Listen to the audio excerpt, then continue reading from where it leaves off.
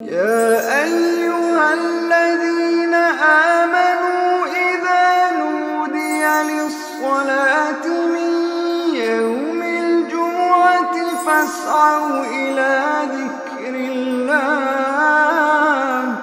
الحمد لله نحمده ونستعينه ونستغفره ونؤمن به ونتوكل عليه ونعوذ بالله من شرور أنفسنا ومن سيئات أعمالنا من يهده الله فلا مضل له ومن يضلله فلا هادي له ونشهد أن لا إله إلا الله وحده لا شريك له ونشهد أن سيدنا محمدا عبده ورسوله أرسله بالهدى ودين الحق ليظهره على الدين كله وكفى بالله شهيدا فصلى الله عليه وسلم تسليما كثيرا كثيرا أما بعد فأعوذ بالله من الشيطان الرجيم بسم الله الرحمن الرحيم يريدون ليطفئوا نور الله بأفواههم والله متم نوره ولو كره الكافرون هو الذي أرسل رسوله بالهدى ودين الحق ليظهره على الدين كله ولو كره المشركون. آپ کو یاد ہوگا کہ ہم سیرت النبی کا مطالعہ کر رہے تھے اور ہم نے پچھلی مرتبہ سن 5 ہجری میں غزوہ خندق اور اس کے بعد غزوہ بنو قریظہ کے بارے میں معلوم کیا تھا کہ جو 3 قبیلے یہود کے مدینہ منورہ میں آباد تھے کہ جن کے ساتھ معاہدہ ہوا تھا میثاق مدینہ کی شکل میں، ان میں سے یہ تیسرا قبیلہ جو باقی تھا بنو قریظہ، یہ بھی اپنے انجام کو پہنچ گیا۔ سن 6 ہجری میں اللہ تعالیٰ نے نبی اکرم صلی اللہ علیہ وسلم کو ایک خواب دکھایا، اور 2 باتیں خواب کے بارے میں ہم سب جانتے ہیں کہ خواب جو ہوتا ہے وہ ایک ویژن ہوتا ہے، کوئی باقاعدہ تحریر یا کوئی تقریر نہیں ہوتی، اور اس کو انٹرپریٹ کرنا ہوتا ہے۔ دوسری بات یہ کہ خواب کے اندر سچا خواب، ہمیں سے ہر شخص نے یہ تجربہ ضرور کیا ہے کہ وہ زندگی میں کوئی ایک آدھ سچا خواب ضرور دیکھتا ہے، کبھی ہفتے کے بعد، کبھی مہینے کے بعد، کبھی سال کے بعد، کبھی 10-15 سال کے بعد خواب میں دیکھا ہوا سین جو ہے وہ ان ایکچوئل ہمیں دیکھنے کو مل جاتا ہے۔ اسے کہتے ہیں سچا خواب۔ نبی اکرم صلی اللہ علیہ وسلم نے ان خوابوں کو نبوت کی باقیات قرار دیا ہے کہ نبوت میں سے اب کچھ باقی نہیں ہے سوائے مبشرات کے، سچے خوابوں کے۔ یعنی اللہ تعالیٰ اپنے پیغمبروں پر وحی بھیجتا تھا، نبی اکرم صلی اللہ علیہ وسلم پر نبوت کا سلسلہ ختم ہو گیا، لیکن اللہ تعالیٰ فیوچر کی خبریں اپنے بندوں کو بھیجتا رہے گا خواب کی شکل میں۔ سچے خواب آئیں گے اور اس سے اندازہ ہو جائے گا کہ یہ تو وہی واقعہ تھا جو میں نے دیکھا تھا۔ نبی اکرم صلی اللہ علیہ وسلم کو اللہ تعالیٰ نے خواب دکھایا۔ دوسری بات خواب کے بارے میں یہ یاد رکھنے کی ہے کہ خواب میں کیلنڈر ساتھ نہیں ہوتا، یعنی ایک سین ہوتا ہے جو دکھایا جاتا ہے، اور وہ سین اگر سچا خواب بھی ہو تو وہ کل کو، سال کے بعد، 10 سال کے بعد وہ سچا ثابت ہونا ہوتا ہے۔ لیکن جب آپ خواب دیکھ رہے ہوتے ہیں تو پیچھے کیلنڈر نہیں ہوتا کہ یہ واقعہ کب پیش آئے گا، اور ہمیں تو یہ بھی یقین نہیں ہوتا کہ یہ کوئی شیطانی خواب ہے، شیطانی ویژن ہے، یا اللہ تعالیٰ نے کوئی اپنی طرف سے سچا خواب دکھایا ہے۔ لیکن نبی کے بارے میں یہ بات جو ہے اس میں کوئی اختلاف نہیں ہے کہ نبی کے خواب میں شیطان کوئی دخل اندازی نہیں کر سکتا، نبی کا خواب سچا ہوتا ہے، اللہ تعالیٰ کی طرف سے ہوتا ہے۔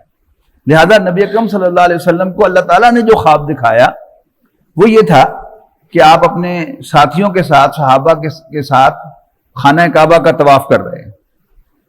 اچھا، سچویشن کیا ہے کہ نبی اکرم صلی اللہ علیہ وسلم کو ہجرت کیے ہوئے 6 سال گزر چکے ہیں، 6 سال سے زائد، اور مکہ مکرمہ پر نبی اکرم صلی اللہ علیہ وسلم کے جانی دشمنوں کا قبضہ ہے، تو اپیرنٹلی کوئی امکان نہیں ہے کہ آپ وہاں پر عمرہ کریں، لیکن چونکہ اللہ تعالیٰ نے رویت کرائی، لیکن اس میں اللہ تعالیٰ کی کوئی خاص اس میں حکمت تھی کہ یہ خواب تو اگلے سال کا تھا، لیکن اللہ تعالیٰ نے حضور صلی اللہ علیہ وسلم کے دل میں یہی ڈالا کہ یہ خواب ابھی کا ہے، اور یہ اللہ تعالیٰ کی اسٹریٹجی تھی کہ اللہ تعالیٰ آپ کو وہاں لے جانا چاہتا تھا۔ اس کو میں بھی ایکسپلین کروں گا۔ نبی اکرم صلی اللہ علیہ وسلم نے اعلان فرمایا کہ ہم عمرہ کرنے کے لیے میں جاؤں گا اور زیادہ سے زیادہ لوگ میرے ساتھ عمرہ کرنے کے لیے آئیں. اور صحابہ کی ایک کثیر تعداد، یعنی 1400 سے 1800 تک کی تعداد جو تھی، وہ نبی اکرم صلی اللہ علیہ وسلم کے ساتھ عمرہ کرنے کے لیے روانہ ہوئی مدینہ منورہ سے. آپ نے ذوالحلیفہ سے احرام باندھا. یہ جن لوگوں نے حج یا عمرہ کیا ہے، جب ہم مدینہ منورہ سے نکلتے ہیں تو 10 میل کے فاصلے پر ایک بڑی خوبصورت مسجد آتی ہے، اور پھر وہاں پر جو ہے وہ غسل کرنے کا، وضو کرنے کا بڑا وافر انتظام ہے، مردوں کے لیے علیحدہ، عورتوں کے لیے علیحدہ. تو وہاں سے احرام باندھا جاتا ہے. آپ مدینہ منورہ سے بھی احرام باندھ کے آئے ہوں تو وہاں جا کر وضو تازہ کر کے تو 2 نفل جو ہیں وہ احرام کے وہاں ادا کیے جاتے ہیں. وہاں سے آپ نے احرام باندھا اور مکہ مکرمہ کی طرف آپ روانہ ہوئے. آپ نے قربانی کے جانور ساتھ لیے، یعنی کعبے کا ہدیہ، کعبے کے لیے تحفہ جانوروں کی شکل میں اونٹ. اور وہ عربوں کی روایت تھی کہ خاص طریقے سے ان کے کان کو چیرا جاتا تھا. یہ علامت ہوتی تھی کہ یہ کعبے کا ہدیہ ہیں، کعبے کی ہدی ہیں، کعبے کے قربانی کے جانور ہیں.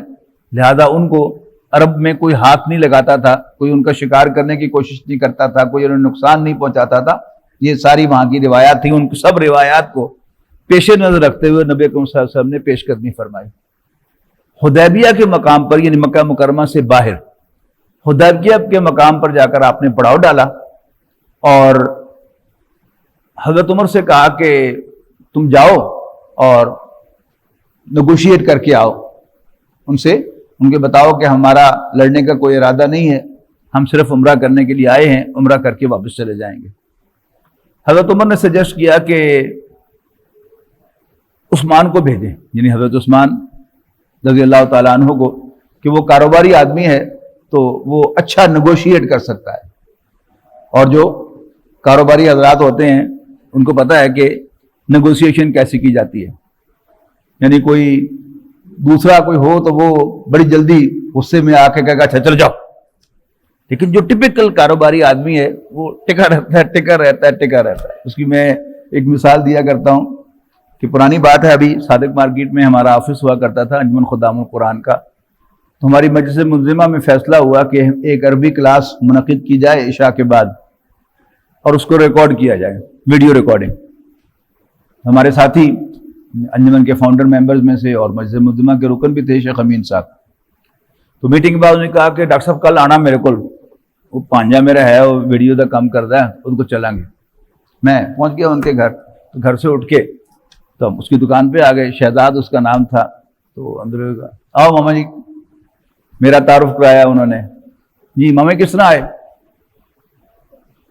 بہو ایک عربی کلاس اسی کرنی ہے ڈاکٹر صاحب دی تے وہ ریکارڈنگ کرنی ہے.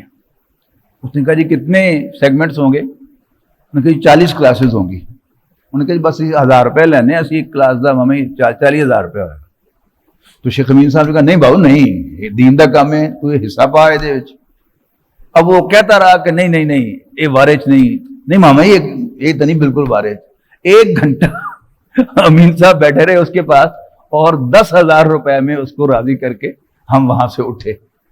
تو یعنی اس واقعے کو جب میں نے کنیکٹ کیا تو پھر مجھے حضرت عمر رضی اللہ تعالیٰ عنہ کا ہوا، یعنی سجیشن جو ہے وہ اس کی ویلیڈیٹی سمجھ میں آئی کہ آپ عثمان کو بھیجیں. عثمان کاروباری آدمی ہے تو وہ اچھا نیگوشیٹ کرے گا.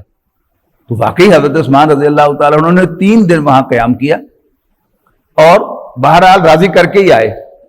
اگرچہ انہوں نے اپنی ساری اچھا یہ بھی ٹھیک ہے، یہ بھی ٹھیک ہے، یہ بھی ٹھیک ہے، اس کی طرف میں بعد میں آؤں گا. اچھا قریش نے شرارت کی یا ویسے ہی کسی نے رومر اٹھا دی یا یعنی ایک ایزیوم کر دیا گیا کہ 3 دن ہو گئے، ایڈی کڑی لمبی گل سے ایک افواہ کی شکل اس نے اختیار کر لی کہ حضرت عثمان رضی اللہ تعالیٰ عنہ کو شہید کر دیا گیا مکہ. صاحب عجیب بات ہے، میں اس واقعے کو دیکھ کر بڑا حیران ہوتا ہوں کہ اللہ تعالیٰ کی اسٹریٹجی چھوٹی چھوٹی بات پر وہی آتی تھی لیکن کوئی وہی نہیں آئی. یعنی پہلے بھی جب نبی اکرم صلی اللہ علیہ وسلم نے سفر کا ارادہ فرمایا تو وہی نہیں آئی کہ نہیں یہ خواب اگلے سال کا ہے. اللہ تعالیٰ نے حضور صلی اللہ علیہ وسلم کو نکالا وہاں سے. اب پھر وہی نہیں آئی کہ نہیں یہ ریومر ہے، یہ افواہ ہے، اس پر عمل نہ کیجیے. نبی اکرم صلی اللہ علیہ وسلم نے اس کو بہت سیریسلی لیا.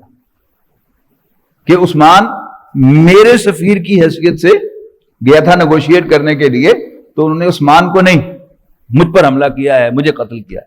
تو آپ نے ہاتھ بڑھا دیا صحابہ کی طرف کہ میرے ساتھ بیعت کرو، کمٹمنٹ کرو کہ تم یہاں مر جاؤ گے لیکن عثمان کے خون کا بدلہ لیے بغیر نہیں جاؤ۔ اس کو بیعت علی الموت کہتے ہیں کہ آپ نے موت کی بیعت لے لی کہ مر جائیں گے، عثمان کے خون کا بدلہ لیے بغیر نہیں جائیں گے۔ ادھر حضرت عثمان جو ہے وہ بھی ان کو راضی کر کے آ رہے ہیں کہ جی عمرہ جو ہے وہ کر لیں، یہ بھی۔ اچھا، ادھر سے ظاہر ہے دشمن جو ہے وہ آ کے آپ کے دروازے میں بیٹھا ہوا ہو تو آپ اس کے بارے میں خبر رکھتے ہیں نا۔ تو جب یہ خبر مکہ پہنچی کہ محمد تو صلی اللہ علیہ وسلم موت کی بیعت لے رہے ہیں، تو اب وہ جو ڈیلے ہو رہا تھا سارا حضرت عثمان کی نیگوسیشن میں، وہ فوراً جو ہے وہ ختم ہو گیا۔ انہوں نے کہا یہ تو مرنے مارنے پہ تیار ہو گئے، اس لیے کہ آپ کا دشمن کتنا ہی کمزور ہو، بلی آپ اس کو کسی جگہ بند کر کے اس کو پکڑنے کی کوشش کریں تو ایک چھوٹا سا جانور جو ہے وہ ناخن نکال کر یوں آپ کے آنکھیں جو ہے وہ نکالنے کی کوشش کرے گا۔ تو جب آپ کسی کو تنگ کرتے ہیں اور پھر تنگ آمد بجنگ آمد ہو جاتا ہے تو پھر اس سے لڑنا آسان نہیں ہوتا۔ تو قریش بڑے سمجھدار تھے، لہذا فوراً آئے نبی اکرم صلی اللہ علیہ وسلم سے صلح کرنے کے لیے۔ پہلی بات تو انہوں نے یہ کی کہ اس سال ہم آپ کو عمرہ نہیں کرنے دیں گے، ہماری بھی کچھ فیس سیونگ ہے نا کہ ہم اس دفعہ آپ کو واپس بھیجیں گے تاکہ پورے عرب میں یہ پیغام جائے کہ ہم دبے نہیں۔ اچھا، اگلے سال آپ عمرہ کرنے کے لیے آئیں گے، 3 دن ٹھہریں گے، وہ ساری تفاصیل لے کے آگے۔ اور ساتھ ہی یہ کہا کہ 10 سال کے لیے ہم نو وار پیکٹ کرتے ہیں کہ ہم آپس میں جنگ نہیں کریں گے۔ اب اس کا مقصد کیا تھا کہ جب کوئی فریق صلح کی پیشکش لے کے آتا ہے تو یہ ایک مانی ہوئی حقیقت ہے کہ وہ اپنی کمزوری محسوس کر رہا ہوتا ہے کہ اب وہ لڑنے کے قابل نہیں ہے۔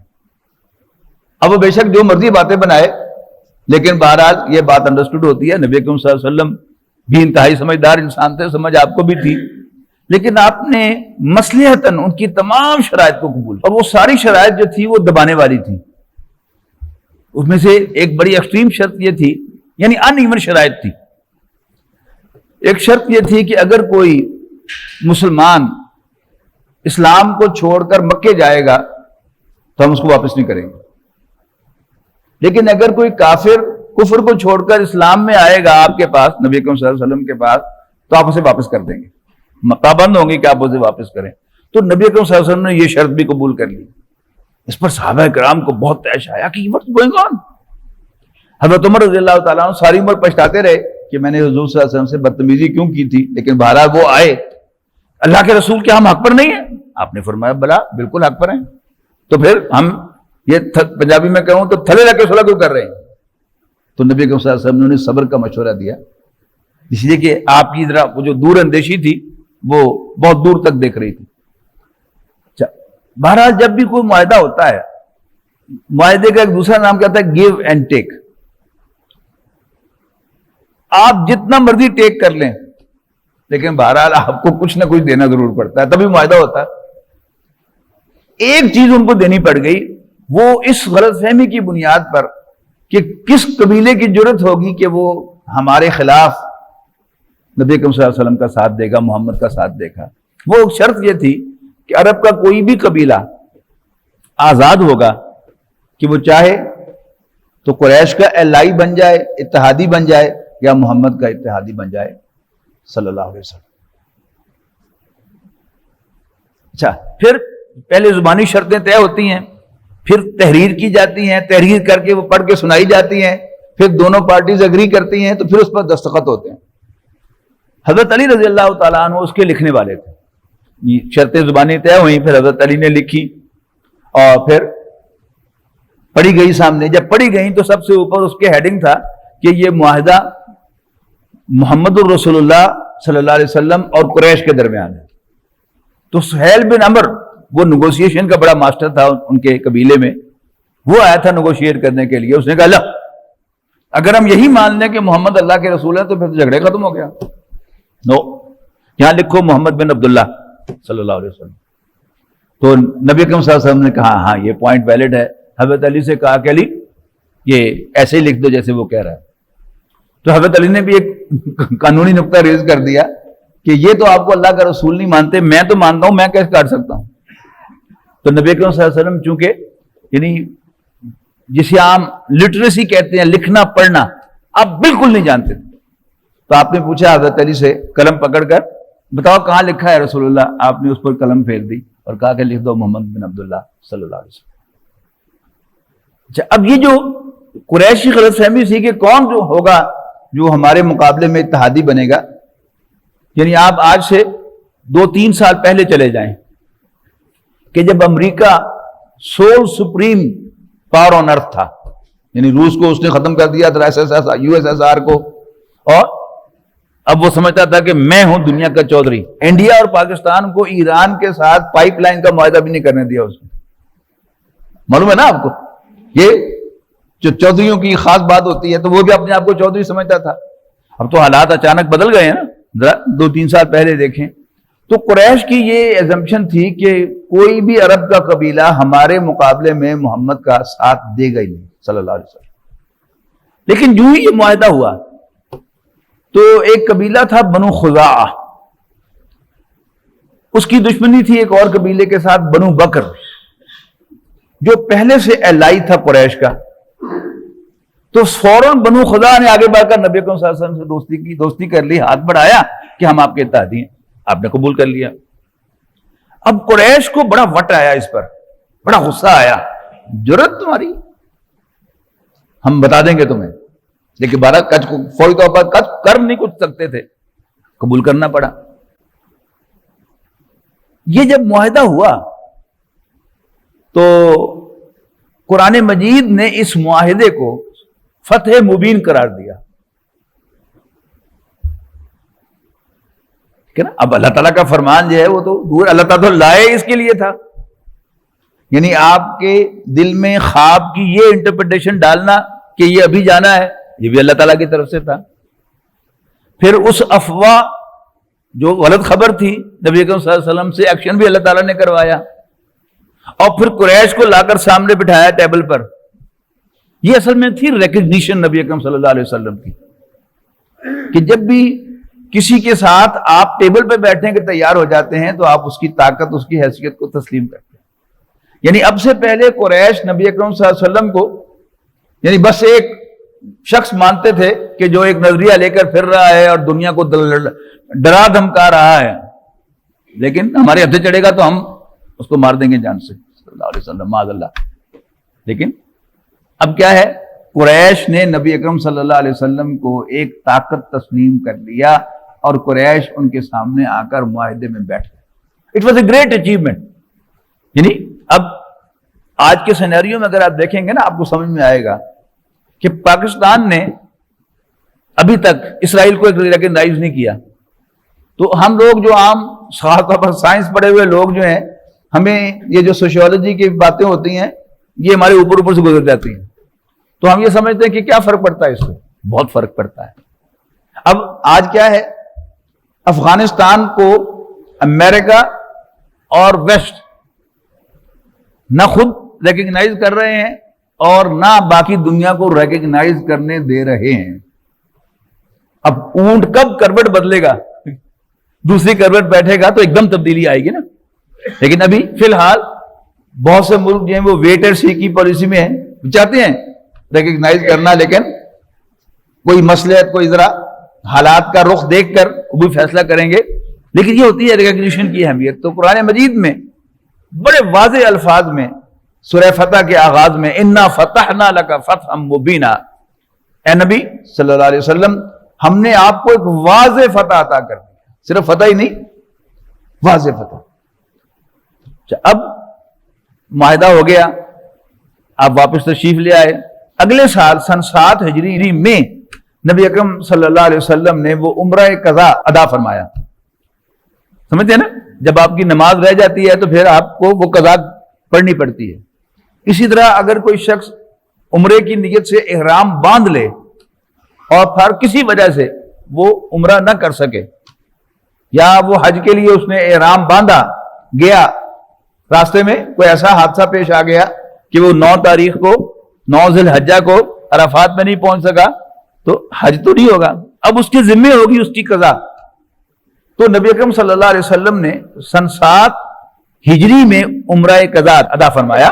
قریش کو جو وٹ تھا بنو خزاعہ سے کہ انہوں نے دوستی کیوں کی ہے، تو قریش نے اپنے خیال کے مطابق پلاننگ کی کہ ذرا بنو خزاعہ کو سبق سکھایا جائے۔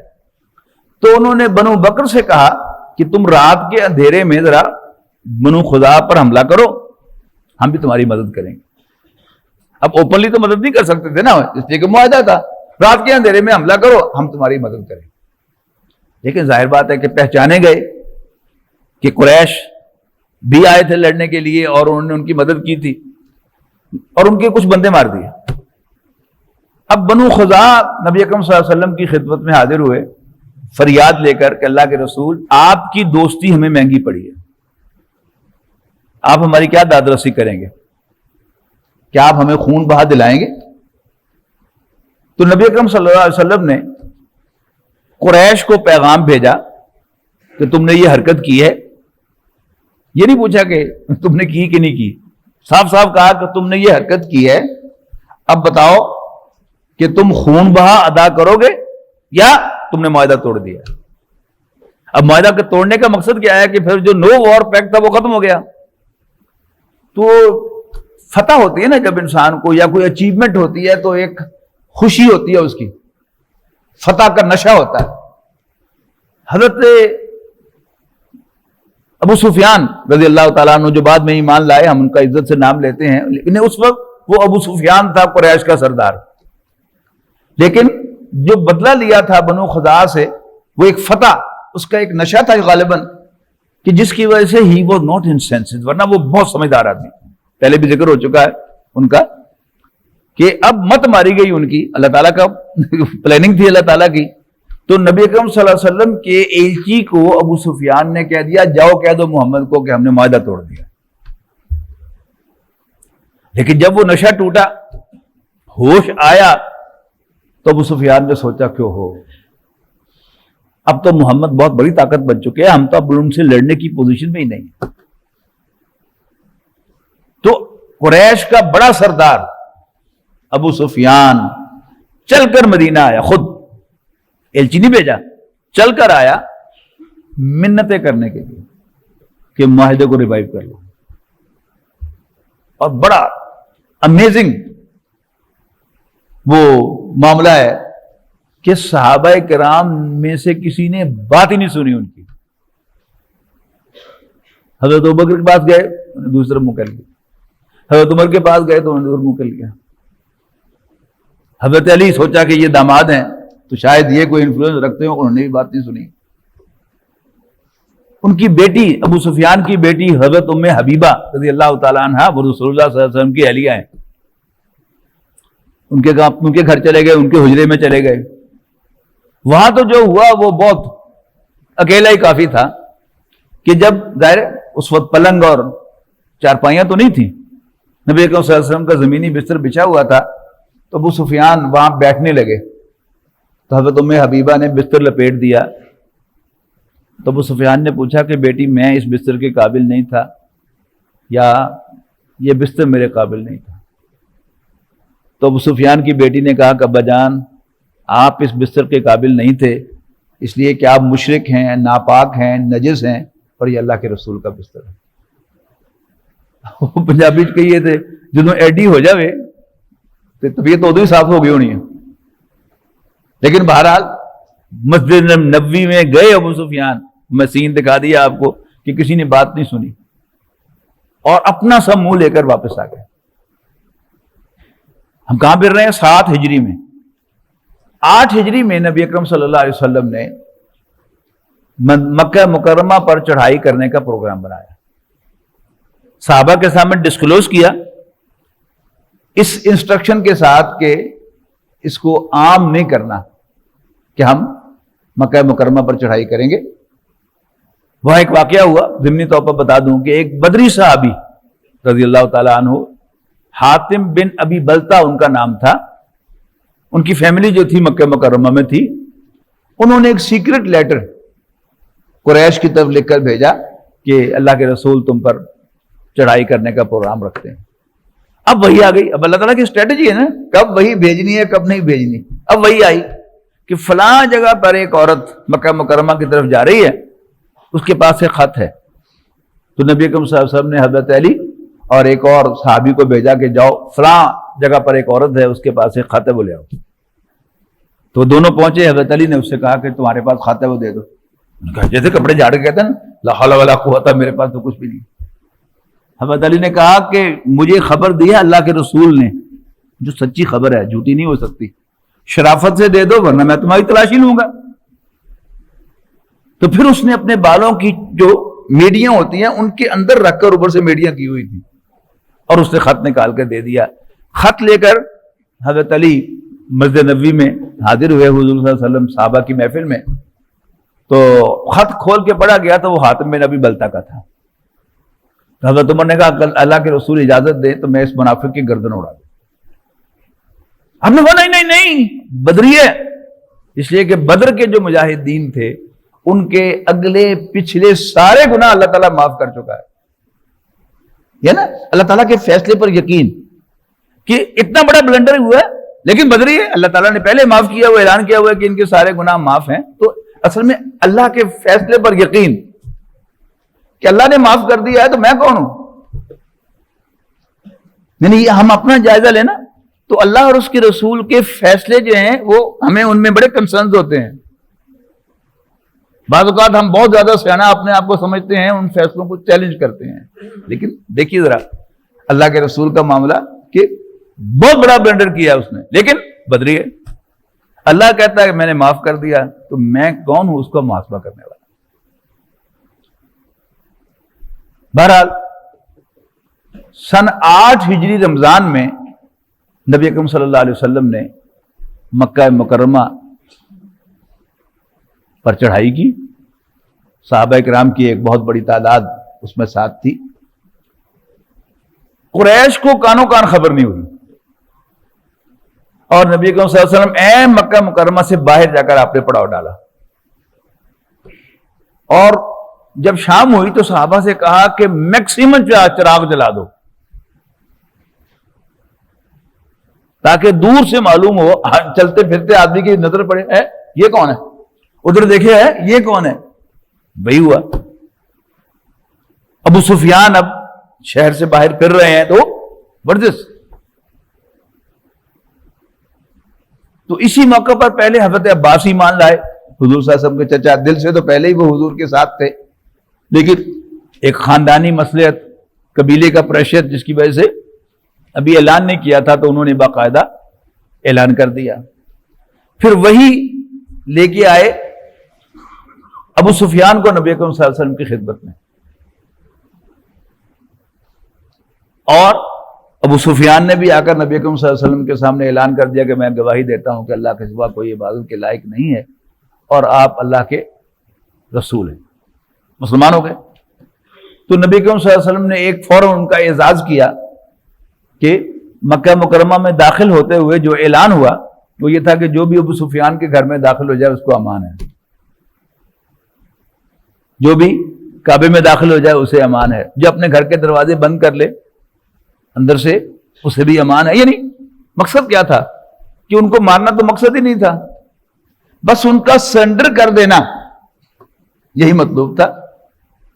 اور نبی اکرم صلی اللہ علیہ وسلم جب خطبہ ارشاد فرمانے کے لیے کھڑے ہوئے تو اب قریش جو ہیں وہ مجرمین ہیں, گلٹی ہیں. ان کے چہرے, ان کے امپریشنز, ان کے الفاظ, وہ ساروں کا خلاصہ کیا ہے کہ منتیں کر رہے ہیں معافی کے لیے. تو جو بات ان کی زبان پر آئی, آپ نے پوچھا کہ تم مجھ سے کیا توقع رکھتے ہو؟ تو نے کہا کہ انت کریم ابن کریم ابن کریم, آپ بہت شریف آدمی, ایک انتہائی شریف آدمی کے بیٹے اور انتہائی شریف آدمی کے پوتے ہیں, ہمیں آپ سے شرافت کی توقع ہے. تو آپ نے فرمایا کہ میں تم سے وہی بات کہتا ہوں کہ جو یوسف نے اپنے بھائیوں سے کہی. اب یہ بھی حضور کے بھائی ہے نا. قریش کون ہے؟ حضور صلی اللہ علیہ وسلم کے ہم قبیلہ، کوئی دادا سے آپ کے دادا کے بھائی کی اولاد ہے، کوئی پردادا کے بھائی کی اولاد ہے، نہیں سب ایک ہی کچھ ہیں۔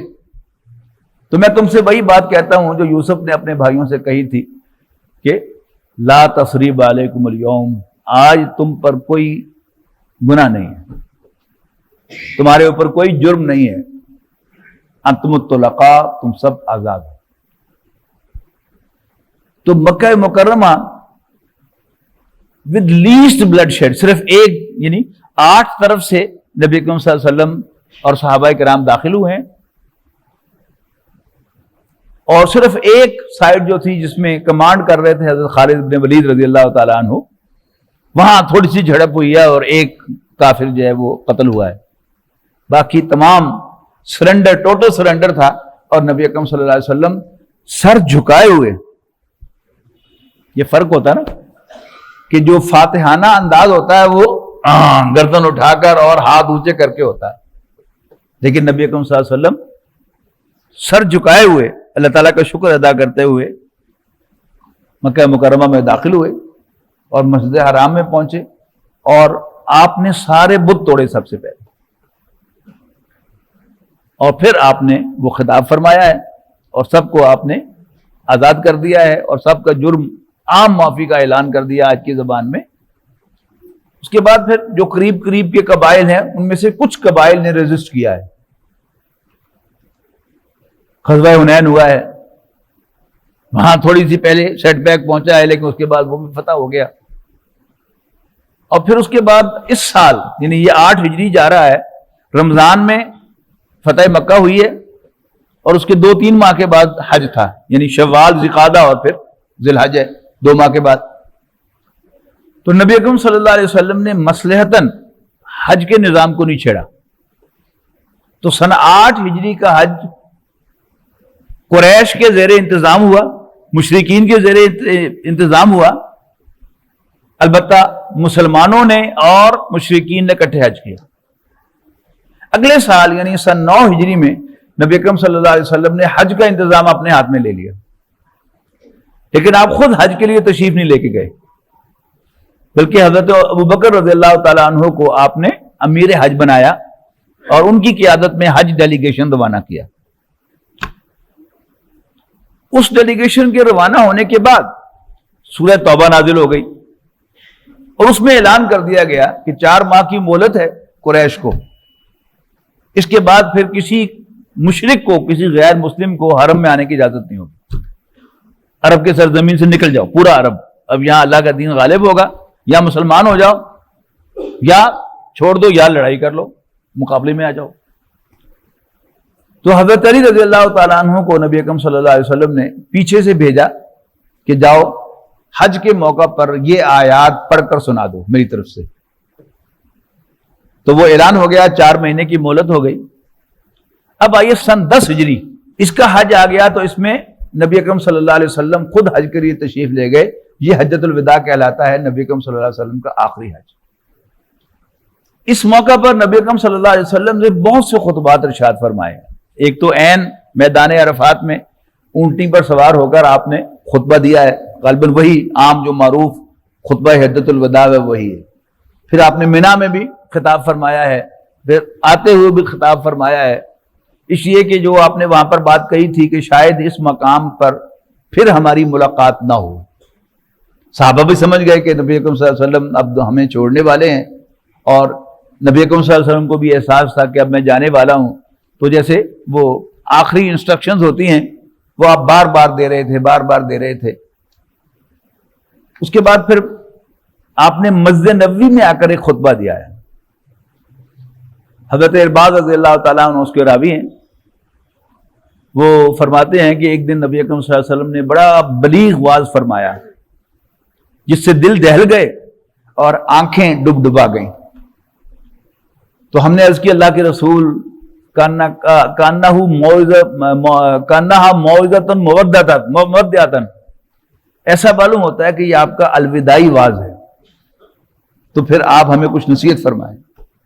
تو نبی اکرم صلی اللہ علیہ وسلم نے فرمایا کہ جو شخص میرے بعد زندہ رہے گا وہ بہت سے اختلافات دیکھے گا، فعلیکم بسنتی و سنت الخلفاء الراشدین المہدیین، بس تم پر میری سنت کا اتباع اور میرے خلفاء راشدین ہدایت یافتہ خلفاء کی سنت کا اتباع لازم ہے۔ مزید آپ نے فرمایا کہ امیر کی اطاعت، اس کو لازم پکڑو، خواہ تم پر کوئی خشخشی والوں والا سیاہ حبشی امیر بنا دیا جائے۔ یعنی ہم شاید اس کو نہ سمجھ سکیں، لیکن عرب کے اس ماحول میں حبشی، غلام اور خشخشی والوں والا، یعنی بہت ہی جس کو عرب گھٹیا سمجھتے تھے۔ ایک تو وہ عرفات میں آپ نے اعلان فرمایا تھا کہ لا فضل عربی علی اعجمی، کسی عربی کو کسی اجمی پر، کسی اجمی کو کسی عربی پر، کسی گورے کو کسی کالے پر، کالے کو کسی گورے پر، کوئی فضیلت نہیں الا بالتقوی، مگر تقوی کی بنیاد پر۔ کلکم بنو آدم، تم سب آدم کے بیٹے ہو، وہ آدم من تراب، اور آدم مٹی سے بنے تھے۔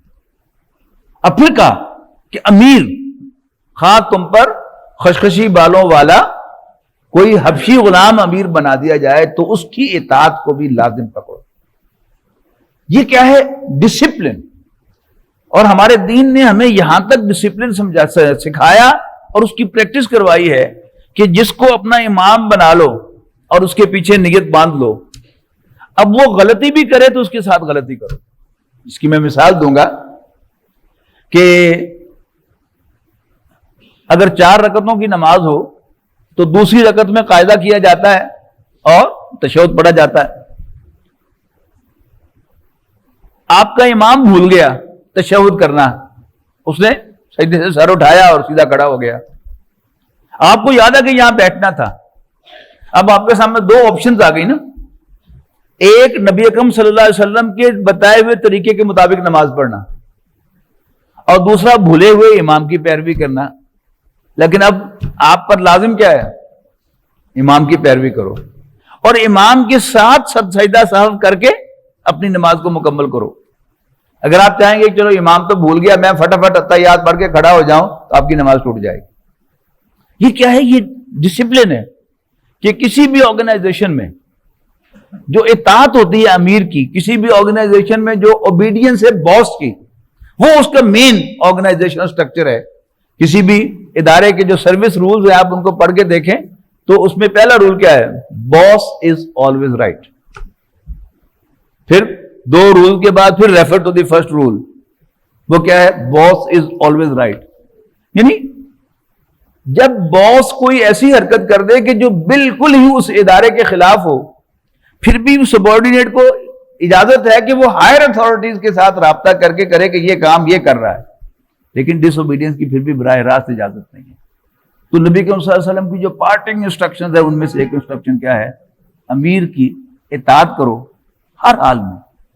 اور جو بیعت آپ نے پھر وہی بیعت کے جو بیعت عقبہ ثانیہ میں لی تھی، انہی الفاظ کے ساتھ پھر آپ نے فتح مکہ کے موقع پر بیعت لی تھی کہ بایعنا رسول اللہ صلی اللہ علیہ وسلم علی السمع والطاعت، کہ ہم نے حضور صلی اللہ علیہ وسلم کے ہاتھ پر بیعت کی سننے اور ماننے کی، فی العسر والیسر، خواہ مشکل ہو یا آسانی، والمنشط والمکرہ، خواہ طبیعت آمادہ ہو یا طبیعت میں کراہت ہو، وعلی عثرۃ علینا، خواہ ہم پر دوسروں کو ترجیح دی جائے، یعنی ہم سمجھیں کہ ہم زیادہ حقدار تھے عمارت کے، اس کو کیوں مل گئی، پھر بھی اطاعت کریں گے۔ اور وعلی اللہ ننازع الامر اہلہ، اور جو فیصلہ کرنے کے اہل ہیں ہم ان سے جھگڑا نہیں کریں گے، ہاں حق بات کہیں گے، اپنا مشورہ دیں گے، ان نقول بالحق انما کنا، جہاں بھی ہوں گے حق بات کہیں گے، ولا نخاف فی اللہ لومۃ لائم، اور ہم اللہ کے معاملے میں کسی ملامت کرنے والے کی ملامت سے نہیں ڈریں گے۔ تو یہ تھی۔ اور اس کے بعد پھر حج جو ہے، ذی الحج کے بعد کتنے مہینے آتے ہیں؟ محرم، صفر، اور تیسرا مہینہ ربیع الاول کا ہے۔ سن 11 ہجری ربیع الاول کی 12 تاریخ کو نبی اکرم صلی اللہ علیہ وسلم نے اس دنیا سے رحلت فرمائی۔ اور ویسے تو میں نے پہلے بھی ایک دفعہ آپ کی توجہ دلائی ہے کہ اگر آپ نے ابھی تک کوئی سیرت النبی کی کتاب نہیں پڑھی، ضرور پڑھیں۔ یعنی اس سے زیادہ ممکن نہیں تھا کہ میں جمعے کے خطابات میں تفصیلات آپ کے سامنے رکھ سکتا، لیکن بہرحال نبی اکرم صلی اللہ علیہ وسلم کے ساتھ ہمارا ایک تعلق ہے جو بڑا یونیک تعلق ہے، کسی اور کے ساتھ وہ تعلق نہیں ہے۔ ہمارے وہ امام ہیں، ہمارے وہ پیشوا ہیں، ہمارے وہ نبی اور رسول ہیں، اللہ تعالیٰ کے آخری پیغمبر ہیں، تو ان کی سیرت ہم میں سے ہر شخص کو ازبر ہونی چاہیے، کم سے کم ایک تصویر، ایک نقشہ آپ کی سیرت کے، آپ کی حیات طیبہ کے جو 63 قمری سال ہیں ان کا ہمارے ذہنوں میں ہونا چاہیے۔ اللہ تعالیٰ سے دعا ہے کہ اللہ تعالیٰ ہمیں اس کو سمجھنے، یاد رکھنے اور اس پر عمل کرنے کی توفیق عطا فرمائے۔